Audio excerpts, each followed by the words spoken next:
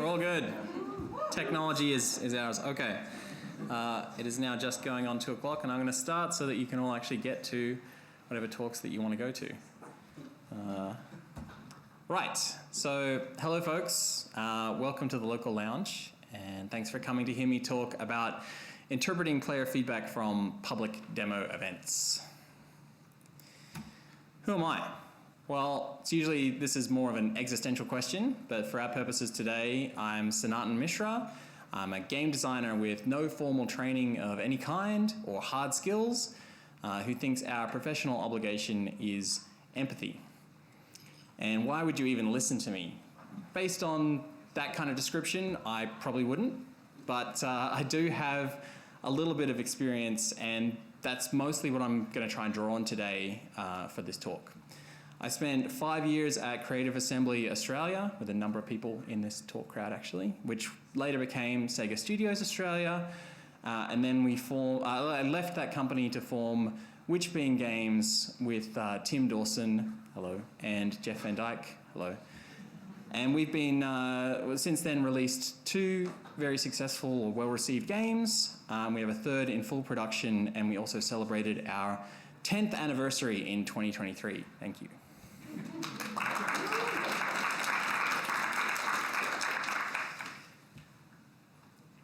So, what is a public demo event?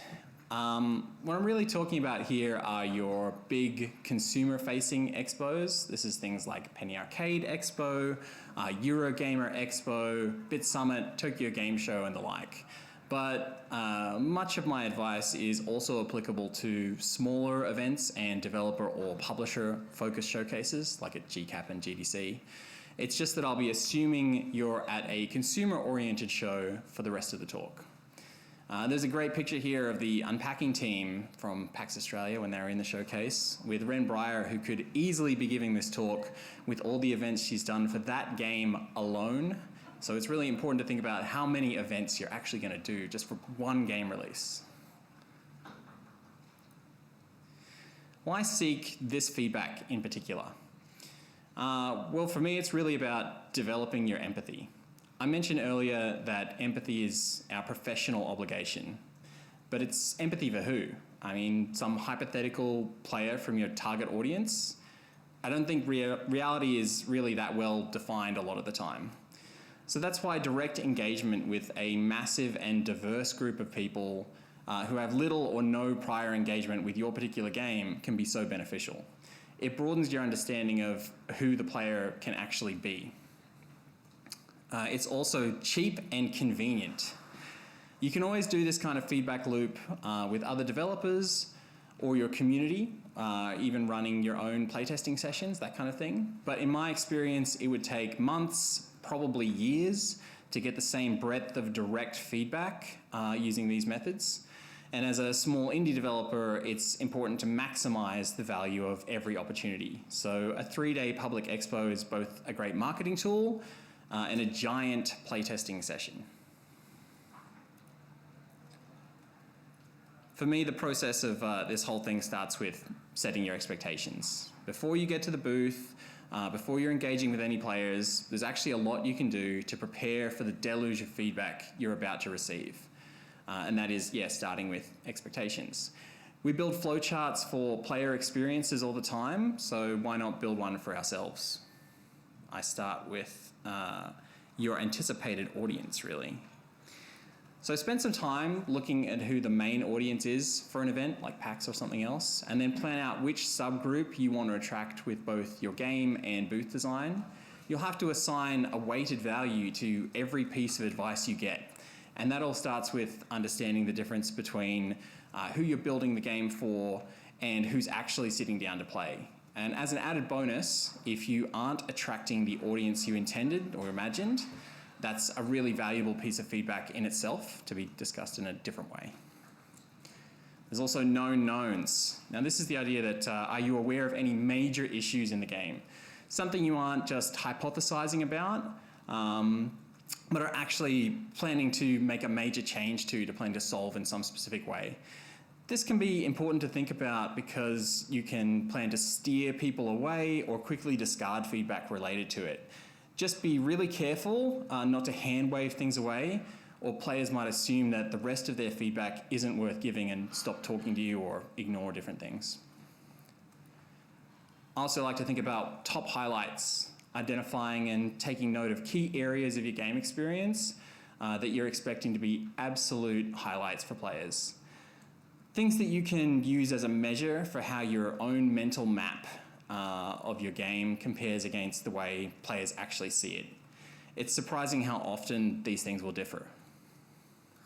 And finally, this becomes filters. With these things in mind, all feedback for me is generally filtered into two categories. It's either related to an existing hypothesis, where you can use it to make a case for or against a specific design that you have in mind, or it's unexpected data that necessitates deeper analysis. The latter is less immediately useful, you can't really just apply it, but it's crucial to separate out because it represents an area of your game that you just didn't really understand, and that is a really serious thing. Next, I'll move on to priming players. This might be controversial, but I think priming players based on the level of onboarding already implemented in the game can be very beneficial. You can tell them explicitly when they should be interacting with you and when they should be figuring things out on their own. This helps guide player feedback away from areas you aren't really demoing, and there's kind of three simple categories your game might fall into here that I'll cover. The first is if it's the core experience only. Now this game lacks onboarding, so you will want to act as a human interface for the inputs, mechanics, and systems you aren't looking for feedback on. It's okay to tell players you're going to explain things for them and really get involved. In this case, you're trying to prime players to give you feedback on how they feel about the core game systems itself and the core gameplay. Because onboarding will come later with a huge assumption that it will somehow solve all those other issues. And hopefully it does, but probably not. The next is there's a tutorial. Now this game has onboarding, but it lacks the tissue that connects it properly to the core game experience. This would be something like incomplete level designs or missing other elements. Incomplete level designs, no real difficulty curve, or missing other elements that would allow you to go from simply knowing what action a button causes to knowing how to use that action to solve a specific problem. You should make a point here to tell players to talk to you if they have any questions while they're playing the experience. And finally, it's perfect. The game is considered a complete user experience. It could be years away from release, but you're confident it explains itself well and guides players through the experience. This is pretty obviously the best place to be, and you should push players away from interacting with you. Tell them to let you know if they run into problems while reiterating that the game should tell them everything they really need to know to get through the experience.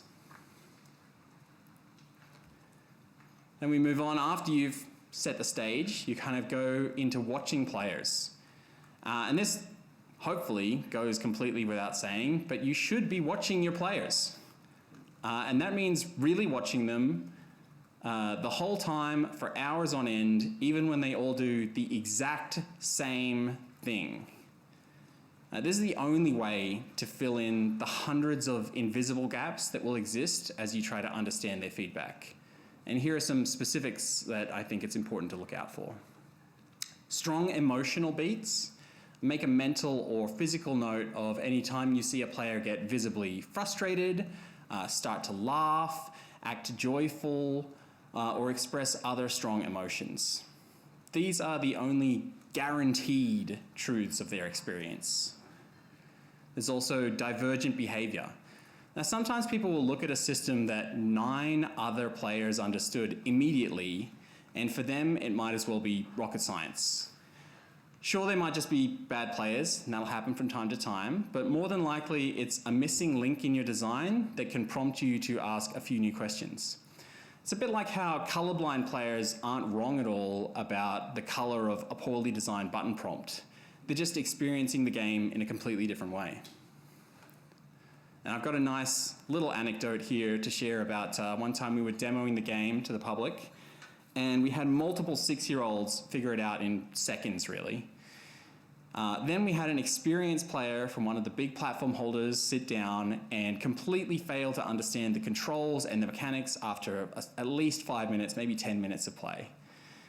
It was still the game's fault. In this instance, I think the more experienced player had more built-in assumptions that necessitated a stronger hand in the tutorial, while the younger players were more willing to simply learn and accept how things behaved. So you can't just assume, oh, they're bad at the game. Everyone else got it. 6-year-old got it. That's not how it works.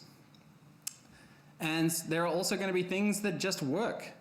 Hopefully you've made a good game and your players are doing a bunch of things exactly as intended. And if so, congratulations. Pat yourself on the back and bathe in the joy of confirmation. It's great. Don't forget to tell your team later on, share that joy around, keep the morale high.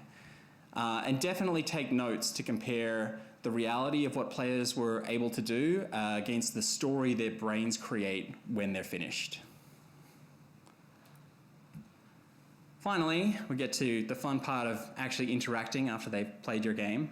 And this is about asking questions. The first thing I like to do is make a connection. If you ask a player, how was it? Almost everyone will tell you, it's fun, it's good. And we know this because they've already passed a few gates. They've chosen to be at the show, then they've chosen to play your specific game. They're invested in the experience. But even so, it can still be a perfectly fine opening question. It reinforces a positive connection to the game, which is great for marketing, and it gives you an opening to start a conversation. It's just not a particularly meaningful response. You can't get a lot of useful thought process out of it. Again, back to the emotions, I think it's important to find emotional truths with your questions. Asking broad or emotion-based questions will result in less specific and more experiential responses. People are rarely wrong about how they feel, but they're regularly wrong about why they feel that way. Questions like, did you have a favorite part, or did you feel in control of the game, or even asking about the mood the game put them in. These kinds of questions provoke more thought from the player and generally end up either identifying an underlying problem, which you can solve in tons and tons of different ways, or telling you something important about how your game is perceived. You should choose your words carefully. I mean, it's generally a good idea to limit your problem-oriented or pointed questions, like how would you change X? Did you like Y? These questions can prompt overly specific or even guided responses that limit your thinking about a problem, or even act as self-assurances for how you already feel about parts of your game. It's easy to subconsciously create justifications for your own choices while pretending you're being guided by empathy for the player.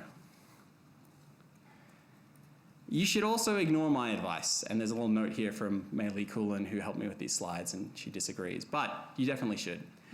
It's okay to break all these rules and get into specifics with people. Some of the most interesting conversations I've ever had have gone off the rails from my intentions big time. Just remember that what you say will directly colour the feedback that they're going to give you. Explaining your intentions for the game will become the singular lens through which they view the entire experience. And finally, it's a forced confession. Every question you ask creates feedback that wasn't there before. You've got to be aware of this fact and avoid placing too much importance on each individual. These aren't people posting on your Steam forum or sending you a direct email out of the blue. They are self-selecting players who chose to go to PAX, who chose to play your game, and who you chose to ask questions of. That's several steps removed from someone feeling passionate enough to simply tell you what they thought. There's a big disconnect there. And then finally, the point of the talk, interpreting that feedback that you've gotten. This is your chance to utilize your professional empathy to place yourself inside the player's mind and understand their point of view. I like to build a profile, and I think this is key actually. After all the preparation you've done and all the questions you've asked, it's time to build a profile of each player. You can do this to assign weight to their feedback, as well as when you compare mutually exclusive player desires later on. And you'll get this a lot. People want things that completely contradict with other people. Generally, you can lean on their level of experience, their interest in this space, how well they understood your game specifically, and their level of passion when talking with you. But you can pick as many elements as you want, really. This is your profile based on what you think is important. It's a very personal thing about like your game, who you're intending it to be for, that kind of stuff. There's also inherent feedback based on the demographics that choose to play your game, which is very important, but not what I'm necessarily talking about here. I'm generally talking about directed game design feedback throughout this talk, but keep track of extreme scenarios, like when your Dark Souls of puzzle games has a cutesy aesthetic and it's not bringing your intended audience, and that's a really surprisingly common problem. A specific example of the benefits here would be identifying someone who's obsessively into games similar to yours. Their feedback would be weighted quite heavily and can be incredibly uplifting, or truly heartbreaking when they come at you and say, well, the indicator for your bullets in Cactus wasn't quite as good as Don Donpachi and I couldn't figure this out. Thanks, Tim. You should work backwards from solutions. You should try to work backwards from overly pointed or solution-oriented feedback, that is. If you're unable to ask more questions, then this is where a deep understanding of that player and your game comes in. Like, why do they want something to be easier? Is it simply too hard, or is it missing something that's, they're not well understood for them? You can see how taking their solution at face value is less valuable than understanding why they'd suggest it in the first place, even if sometimes you end up choosing to implement exactly what they said. And you should be definitely assessing their level of interest. While basic praise is kind of expected, like we talked about earlier, you can still look for signs of how well your game is truly hitting in the minutiae of what players say and do. Are they paying attention and noticing some of the finer details? Do they make comments that sound like someone who's engrossed and looking at things as a holistic experience? Or are they taking a step back and talking about the game like it's a pile of clay?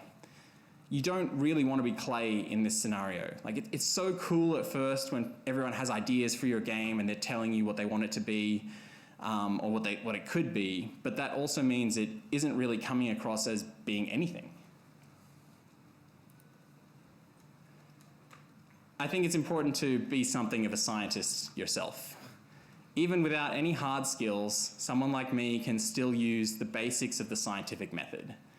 You can turn an observation into a hypothesis through research, which leads to an experiment, like demoing your game, which provides data to make a conclusion from, and around you go again and again and again and again. This is the most basic lens a game developer should have when assessing feedback. Everything someone says or does should be mapped back to the game's well-defined intentions. It works for art, sound, game systems, and everything in between. I mean, this must be such a boring part of the talk, but sometimes the solution to a complex problem isn't some magical silver bullet or a life hack. It's just slow, deliberate, excruciatingly difficult work. You might have repeat players, and this is a good thing. It's a very good thing. It represents a true connection to a player and generally is a sign of a super sticky experience. There are just so many things a person can do with their time at a conference or expo that it's almost unimaginable that they would choose to come back. The benefit of this feedback is less about how to make your game great and more about confirming you're already on the right track. It also counts if they come back just to bring a friend over. Like, there's no notes here, there's a 10 out of 10. You have to listen to everything. Even if you've heard it 1,000 times, you should make a point to listen to everything a player says and give verbal and non-verbal cues and confirmations that you're paying attention. The moment someone thinks you've switched off or that you're disregarding their feedback, they will stop putting in any effort themselves, and you'll never know what you've just missed out on. And finally, for interpreting feedback, negativity echoes in your mind. be careful not to focus too much on every problem that pops up. Identifying big issues is great for improving your game, but sometimes we'll see a really big shadow that's actually cast by a tiny little object. In the case of Assault Android Cactus, it has an average review score of 86, but the reviews that pop into my mind every single time I think about it gave it 5 out of 10, and the text would lead you to believe that it's an unplayable mess. I still remember every single instance of a player forgetting to collect the battery or utilize their secondary weapon when playing the demo. That's just how like negativity goes around and around and around and gets louder. Next slide. Oh, sorry, it skipped one for some reason. And slide 11 just doesn't want to show. Well, I can just tell you what was on slide 11. Sorry. Parting thoughts. So what's really working? Finding positive trends in your game can be more valuable than obsessing over every minor issue. So avoid getting into the mindset of feedback existing to find out exclusively for what's wrong with your game. Great games are rarely remembered for spending their entire development budget on smoothing out every rough edge, and our development choices all come out of the same pool. You'll want to focus a lot on what makes your game great. You might be the problem. Self-deception is really common. You're not likely to pretend people love your game when they hate it, but your brain will trick you into asking questions or hearing answers in a way that reinforces your already deeply held views. This is why mental preparation, broad questions, and conscious interpretation are vital to getting value out of player feedback. Gameplay can reveal emotion as well. You can kind of substitute reading body language and other non-verbal cues with watching in-game behavior like a hawk. I was diagnosed with Asperger's 25 years ago, and I'm horrible at reading faces or body language. But I'm great at watching how someone moves a cursor or their character throughout the world and understanding when they're frustrated, happy, or surprised. Anyone can learn this skill. I figured it out when I was about 6. I was watching my brother try to beat Teenage Mutant Ninja Turtles on the NES. It's brutal.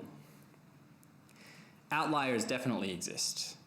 So all these points assume we're talking broadly about interested players, but that's definitely not always the case. You will get people sitting down at your text adventure who exclusively play CSGO. And you'll have to decide, how much weight to assign each person's feedback. It's very individualized. That's just going to be up to you. And finally, I am definitely wrong. I've given this talk as prescriptive advice based on 15 years of experience, but I promise you it's going to be wrong. That's just something I've come to accept as I get older and realize that every piece of advice I've ever given was incomplete. I probably should have framed this talk in a more subjective manner. I could have given examples of all the time I was wrong in the past and how that led me to these conclusions. But at this exact moment in time, place time, Angus, I truly believe in the advice I just gave. And it's the process I'll be using in 2 weeks when I show my latest game at South by Southwest, before I decide it's deeply flawed and start to iterate all over again.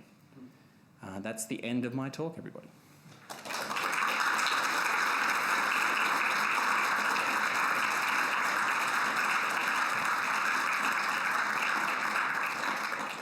Thank you very much. We have time for Q&A if anybody has any questions. Yes, sir.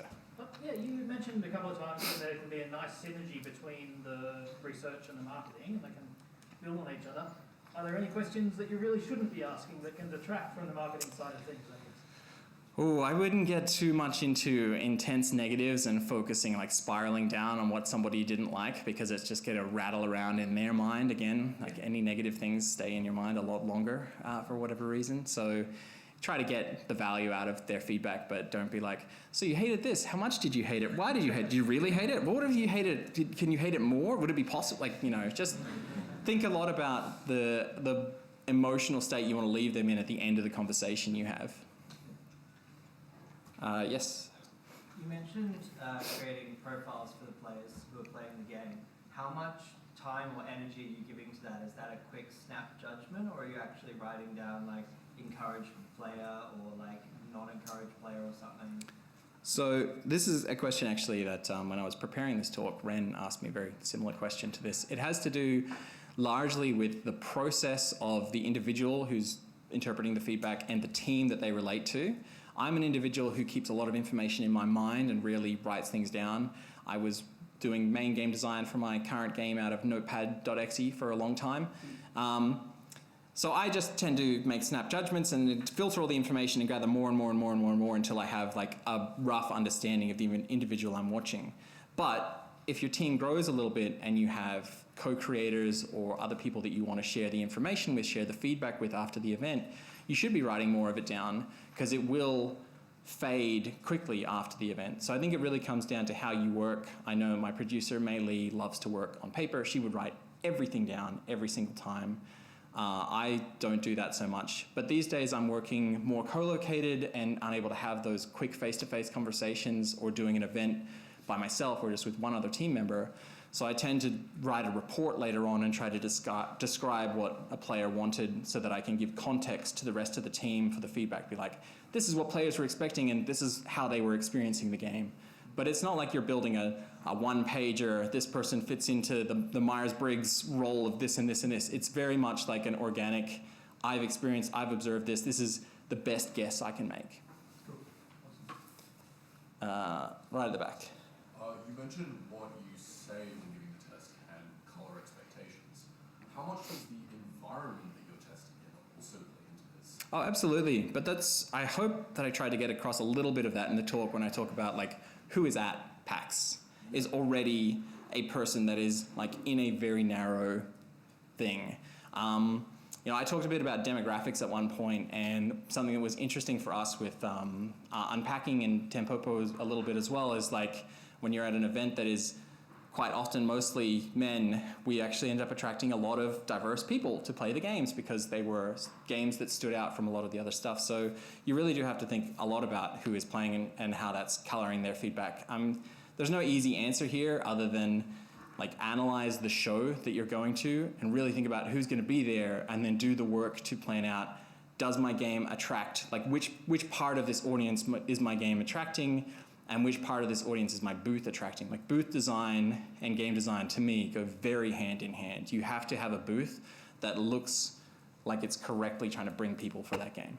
And that doesn't mean like an expensive booth, it just means whatever stylistic choices you make. Yes. I was just wondering, what do you think about having like a survey that they fill out when they finish playing? Does that have the same or any value regarding like? It has huge value, but it's in a completely different space. A survey is like a really pointed way of getting feedback. At Sega, when I was there, we used to give people surveys after they played like the Castle of Illusion remake, and it was a 1 or 2 pager, rank everything 0 to 5. How much did you have fun? How hard was it? How was this? And you just have to be even more careful when you write something down on paper because you're creating not only just feedback, but a range a lot of the time in these scenarios. So think about what you're trying to get out of it, I guess. You're not getting such organic feedback in a survey. You're really getting like pointed stuff from how much people want to invest into it. And pointed feedback can be great. It's not what I think is generally the most beneficial, like organic stuff. Can you make it like more open-ended in the questioning so that you're not guided as much? You can, but then it's really up to people for how much they want to invest in it. Whereas if you're talking to them in person, you can push them towards giving you more if they're withholding, if there's somebody who doesn't want to, like, when they're doing it themselves on a piece of paper, it's really about their willingness to engage in an interesting way. And that is true of all scenarios, but live and in person, I don't know if you've done any live events there, it's a very organic thing between the person when they get up and you talk to them, right? Like you can prod them for more questions. You can decide that you kind of push them enough and are wasting their time and they're annoyed and they're just going to give you like incorrect feedback. So on a questionnaire, you don't have any of the context because it's just completely like black box. Yes. When recording the feedback you get, is it normal to just like have like pen and paper while they're talking, or would you try and remember what they say, what they've done, and like write it between? I tend to do the latter because that's just how my brain works. I don't write things down that much. I'll just like build a big sheet later on. I can just remember it all. But a lot of people can't remember. There's just different people work in different ways. Melee, again, writes everything down all the time. I'm like, can you remind me of this thing? And then I'll see on the calendar it's created like a reminder of this thing at 2:17 p.m. on Tuesday. So If that's how your brain works and you need everything catalogued and come back like that, then definitely work that way. People generally play for between 5 and 20 minutes at an expo. There's a lot of debate over how long your demo should be, but usually it's a long enough time that if there's a crucial thing that you need, you'll have time to write it down. Sorry, I think I've missed like any questions over here. Does anyone have anything? I've just been like looking straight ahead and I'm terribly. Yes? Do you ever sort of like screen record or like record like in a sort of like physical way? Yes, so interestingly enough about the questionnaire thing earlier, I've done a bunch of developer playtesting on the game we're making now, Tempopo, and one of the best things that I did was I got a friend, Brendan Chung, to play it, and he live screen recorded his entire experience and thought process as he was playing, which is like, if you're not going to be there and watch someone play and be able to ask them questions and things, if you're doing small scale testing, very, very beneficial, and you can get a lot out of that because it's super organic and it's just like their live stream of consciousness and that kind of thing. But it works better with experienced people, game developers and such, like live screen recording for other people. Like if you're just going to send it to random people who don't know how to play your game, I haven't got much experience with that. I have a question. Yes. When you're sort of collecting your feedback, when do you sort of know, if something is just a like small gripe or it definitely needs to change? Is there really like a telltale sign of when you think, that's fine to leave as is, or we need to go and change it? Yeah, so you can do like a little mental math yourself by level of impact of a change is like an initial, say, 0 to 1 factor, and then multiply that by like the meta trend you see of like what percentage of people you think having it. And that's like a horrendously digital way to think about it, and not actually how I think about it in my mind, but if that's like one method you want to do it, I generally think that crucial problems are mostly related to the profile you have for a person.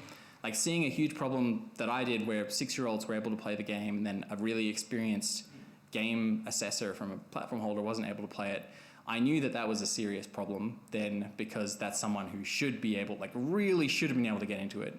If you find someone who's like, all I do all day is play bullet hell games, and you're making a bullet hell game and they're like, I can't figure out how to dodge this stuff, that's really a sign that you've got a core issue. So it has to do with what your expectations of that person are, how big the effect of it is, and then you can compare that against the trend of how many people you've watched play and whether or not it's a common thing. Because you really do want to, I said that you don't want to get rid of all the rough edges, but you want to get rid of all the really spiky bits. The really spiky bits have got to go. Anybody else? Yes? How do you weigh the notes you have on like this versus the metrics the game might be saving about playthroughs and tests? Yeah, so metrics and things like that, if you do like Steam Next Fest and you have different logging enabled to figure out levels that people are quitting on or struggling and dying on, they're really, really valuable, but they're generally not holistic view of your game. They're so isolated. I think it's hard to get a holistic view of that, but you can get a really good holistic view of your game by watching 600 people play the demo from start to finish over 3 days. So I think that there are different types of feedback, and we have used both, and I intend to use both with Tempopo. At some point I'm going to implement a metrics-driven system to see how many retries it takes and just test a bunch of people across the whole campaign and be like, well, these levels are taking 17 retries, which seems absurd. It's a big, like, pointy bit. So I think that's really important, but it's more localized to me and really useful for solving like that kind of thing in a curve situation for your game, difficulty curve, a story curve, like where people are doing specific actions, but not necessarily, is my game actually working? Is it attracting the right people? Are they like connecting with it? That kind of stuff. Are they figuring it out? Anybody? Well, we might be done then. Thank you everybody for coming.